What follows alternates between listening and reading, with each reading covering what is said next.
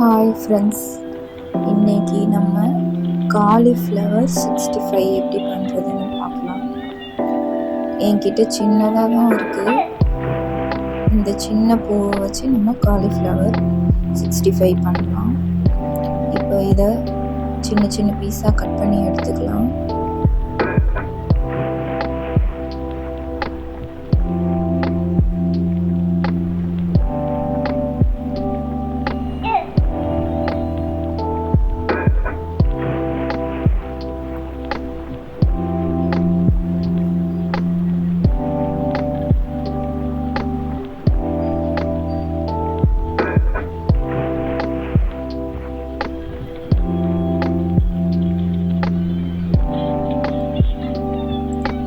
ரொம்ப சின்ன சின்ன பீஸாக கட் பண்ணக்கூடாது, கொஞ்சம் மீடியம் சைஸாக இருக்கணும், இல்லைன்னா உடஞ்சி போயிடும்.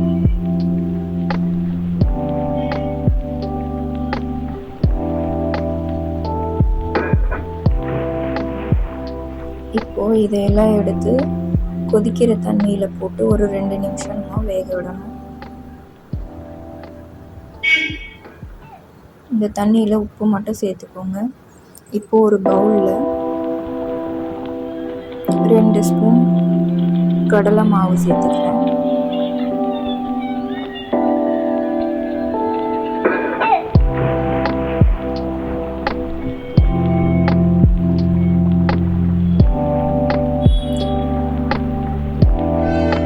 கடலை மாவு கூட இப்போ அரிசி மாவு சேர்த்து போகிறேன்.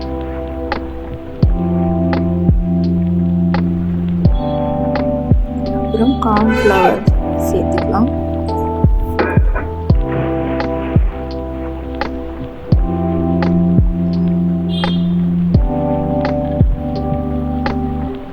இதோட சில்லி பவுடர், உப்பு எல்லாம் சேர்த்துக்கலாம்.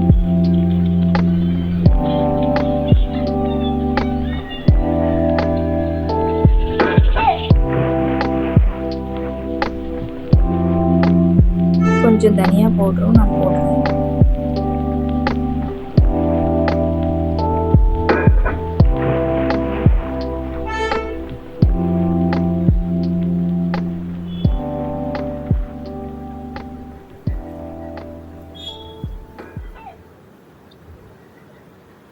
இப்போ கொஞ்சம் சோயா சாஸ் ஊற்றிக்கிறேன்.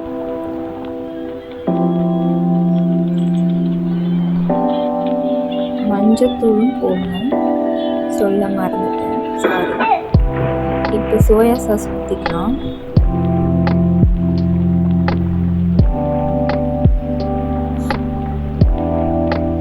கொஞ்சமாக லெமன் ஊற்றணும். என்கிட்ட இப்போ லெமன் இல்லை, அதனால நான் வினிகர் ஆட் பண்ணிக்கிறேன். சோயா சாஸ் ஊற்றுனீங்கன்னா கொஞ்சம் டேஸ்ட்டாக இருக்கும். இதில் இஞ்சி பூண்டு பேஸ்ட்டும் நான் போட்டுக்கிறேன்.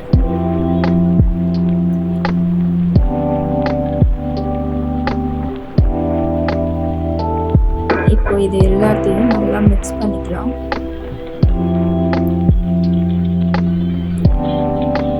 கொஞ்சம் கொஞ்சமாக தண்ணி ஊற்றி கொஞ்சம் திக்கான பதத்துக்கு நம்ம பிசைஞ்சிக்கலாம்.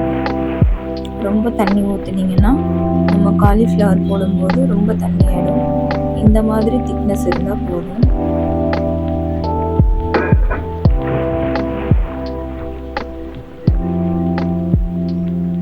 இப்போ நம்ம வடிகட்டி வச்சுருக்க காலிஃப்ளவரை இதோடு சேர்த்துக்கலாம். இது கொஞ்சம் சூடாக இருக்குது, அதனால் நான் ஸ்பூனை யூஸ் பண்ணி மிக்ஸ் பண்ண போகிறேன். கொஞ்சம் ஆறின பிறகு போட்டிங்கன்னா நீங்கள் கையாலையுமே மிக்ஸ் பண்ணிக்கலாம்.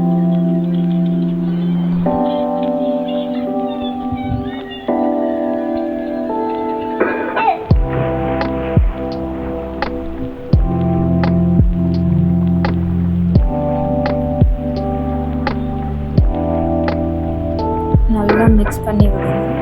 மாவு எல்லா இடத்துலையும் படணும்.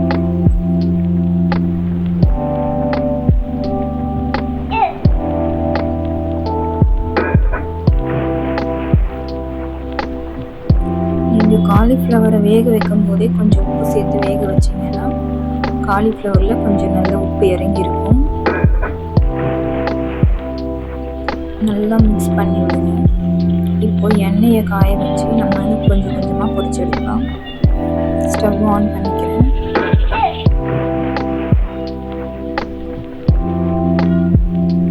நல்லா காஞ்சதும் எண்ணெயை ஊற்றி காய வச்சுக்கலாம்.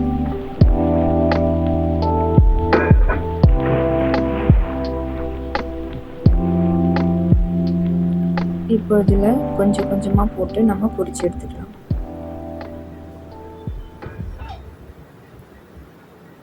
ஸ்லோவில் வச்சு தான் நம்ம பண்ணணும், இல்லாட்டி தீஞ்சு போயிடும்.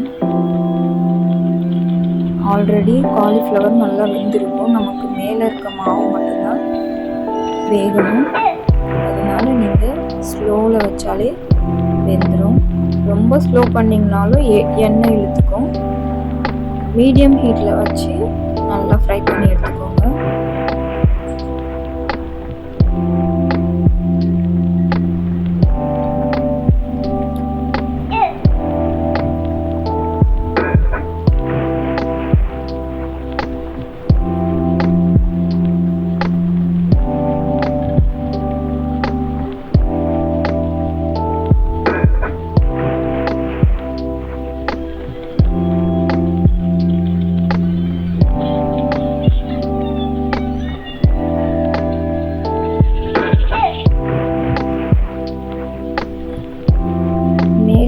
மாவு நல்லா வெந்ததும்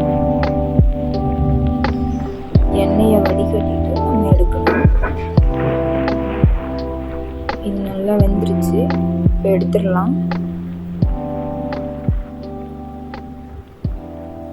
பாருங்க எப்படி இருக்குன்ட்டு. சாப்பிட்றதுக்கும் நல்ல டேஸ்டாக இருக்கும். அடுத்த பேட்ச் போட்டு நம்ம பொரிச்சு எடுத்துக்கலாம்.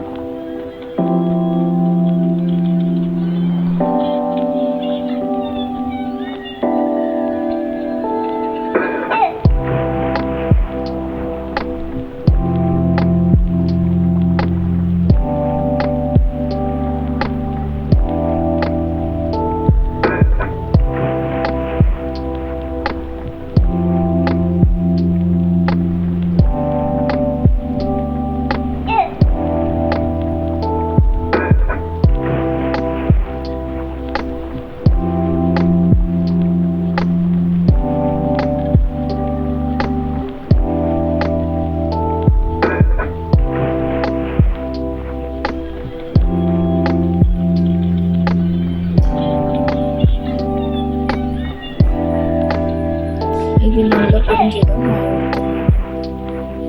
Cauliflower 65 ready. எப்படி இருக்குன்னு பார்த்தீங்களா? நல்லா இருக்கான்னு கமெண்ட் பண்ணுங்கள். தேங்க்யூ ஃபார் வாட்சிங்.